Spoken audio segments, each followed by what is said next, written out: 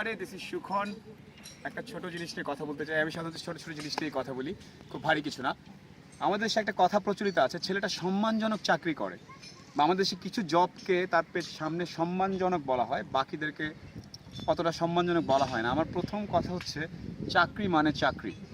চাকরির সাথে সম্মানজনক অসম্মানজনক এই কথাটা বলে আসলে আমরা আমার নিজেদের অদূরদর্শিতা এবং অগভীরতার পরিচয় দিচ্ছি। ফর এক্সাম্পল, একজন পাইলটের চাকরি সম্মানজনক, একজন ঝাড়ুধারের চাকরি অসম্মানজনক। আমরা যখন পত্রিকার ওই যে বিয়ের পাতাগুলো থাকে না, পাত্র খুঁজি, ওখানে কিন্তু আমরা, বা আমাদের সাহিত্যে, কবিতায়, গল্পে ডাক্তার, ইঞ্জিনিয়ার, লয়ার, এর বাইরে আসলে ওভাবে শুনি না। তারপর সামরিক বাহিনী কর্মকর্তা অথবা বিসিএস কর্মকর্তা, এর বাহিরে, অথবা ব্যাংকার, এর বাইরে কি আর নেই? আমাদের ইকোনমিক সেন্সাসে আমি দেখলাম কয়েকদিন আগে, আমি যতদূর, আমার ডেটাটা রং হতে পারে, 7.8 মিলিয়ন, মানে 78 লক্ষ ইকোনমিক এন্টিটি আছে বাংলাদেশের। তার মানে ওগুলো কেউ না কেউ চালাচ্ছে, রাইট? কিন্তু আমরা সম্মান এই ব্যাপারটাকে এমনভাবে দিয়েছি যে মানুষজন ছোটবেলা থেকে যারা পড়াশোনা করে কলেজ টলেজ পাস করে যাওয়ার পরেই ন্যারো ডাউন হয়ে যাচ্ছে যে আমাকে সম্মানজনক চাকরি করতে হবে। চাকরি হচ্ছে এমন একটা জিনিস যেটা it helps you to pay your bill. আর সম্মান আসবে আপনার সুকুমার বৃত্তি, যেগুলো ইউর ইনার কোয়ালিটি, সেগুলো পরিস্ফুটিত হবে।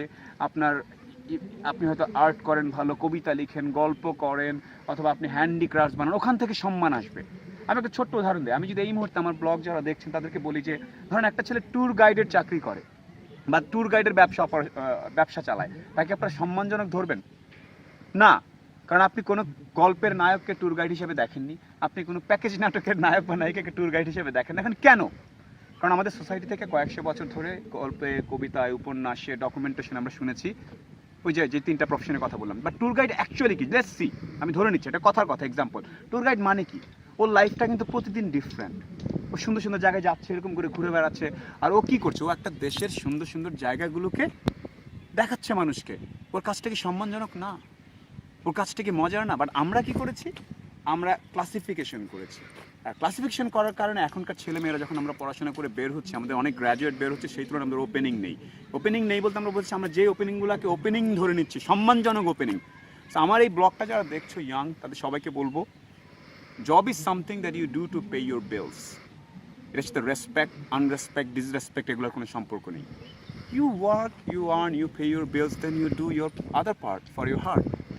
So again, it is difficult to change. আমি জানি আনলার্ন করা খুব ডিফিকাল্ট। এখন থেকে কোনো চাকরির আগে সম্মানজনক অসম্মানজনক এই কথাগুলো কেউ অ্যাড করবে না। Job is job.